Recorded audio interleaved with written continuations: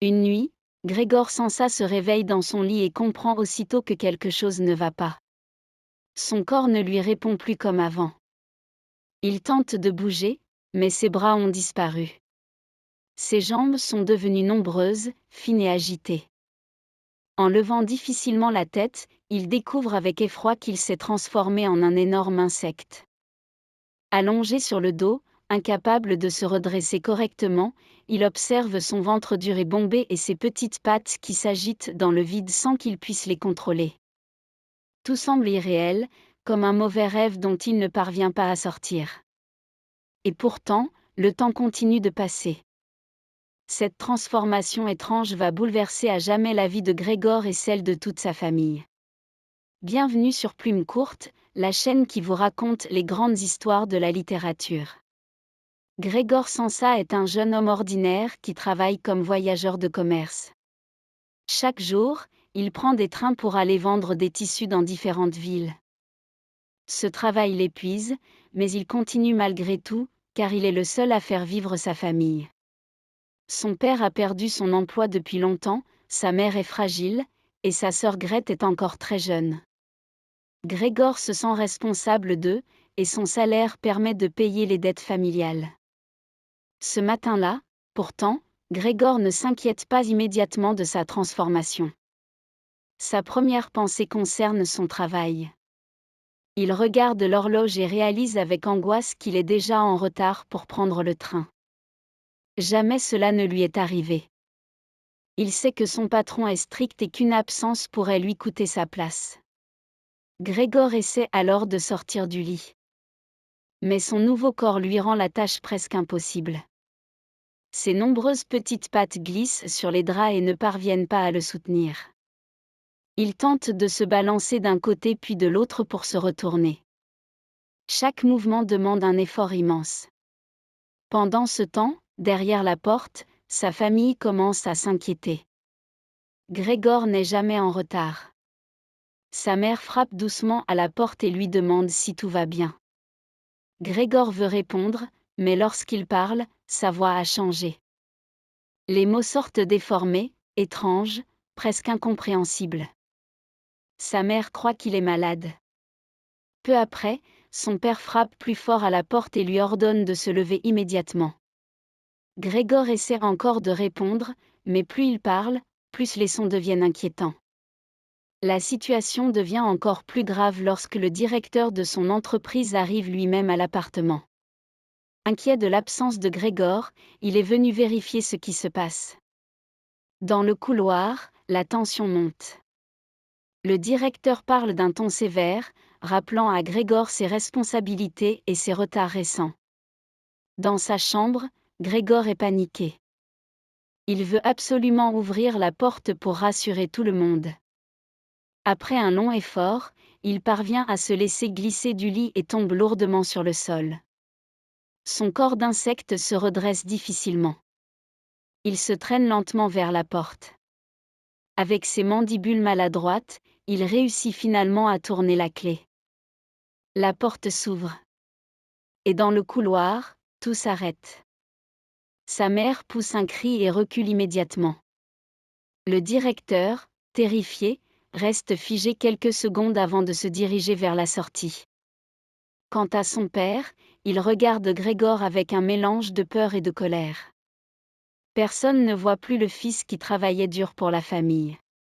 Devant eux, il n'y a plus qu'une créature monstrueuse.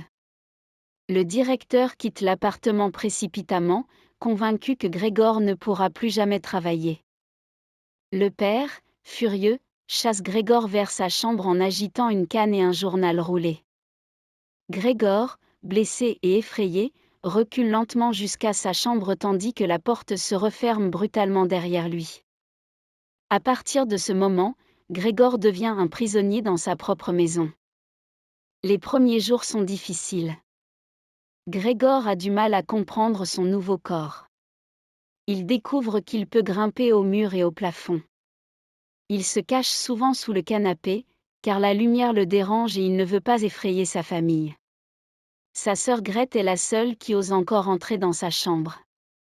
Elle lui apporte de la nourriture et nettoie un peu la pièce. Au début, elle lui propose du lait, car c'était sa boisson préférée autrefois. Mais Grégor ne supporte plus ce goût.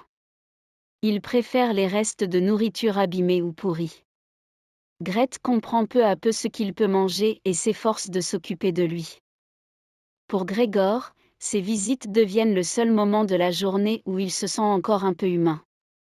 Cependant, la situation financière de la famille devient rapidement préoccupante. Sans le salaire de Grégor, les économies disparaissent vite. Le père est obligé de reprendre un travail modeste comme employé dans une banque. La mère trouve aussi quelques occupations pour gagner un peu d'argent. Quant à Grete, elle commence à travailler comme vendeuse. Peu à peu, la fatigue et l'amertume s'installent dans la famille. Un jour, Grete décide de retirer les meubles de la chambre pour que Grégor puisse se déplacer plus facilement sur les murs. Elle pense lui rendre service. Mais lorsque les meubles disparaissent, Grégor ressent une étrange angoisse. Ces objets représentaient les derniers souvenirs de sa vie humaine. Pris de panique, il grimpe sur le mur et s'accroche au portrait d'une femme qu'il avait découpé dans un magazine. Ce tableau est l'un des derniers objets qui lui rappellent son ancienne existence.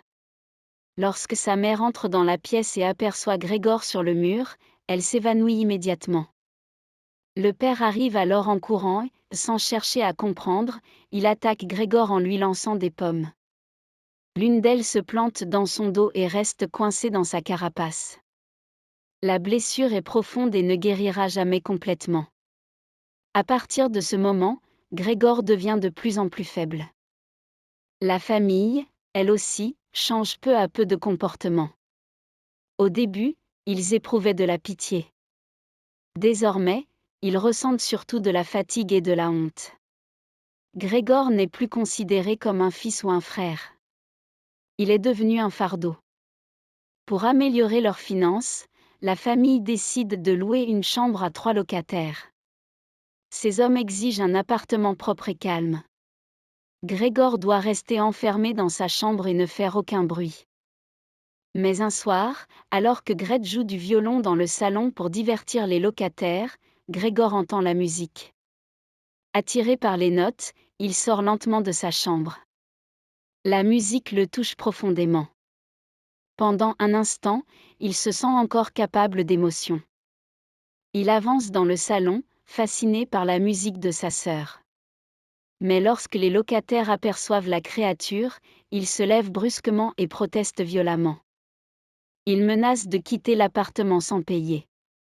La situation devient insupportable. Ce soir-là, Grete prend enfin la parole. Elle regarde ses parents et déclare que cette créature n'est plus Grégor. Selon elle, s'il était encore leur frère, il aurait compris depuis longtemps qu'il doit disparaître. Ces paroles brisent définitivement le cœur de Grégor. Il comprend alors que sa famille ne le reconnaît plus. Lentement, silencieusement, il retourne dans sa chambre. Son corps est épuisé. La blessure dans son dos le fait souffrir. Il se couche sur le sol et reste immobile. Dans la nuit, Grégor meurt seul.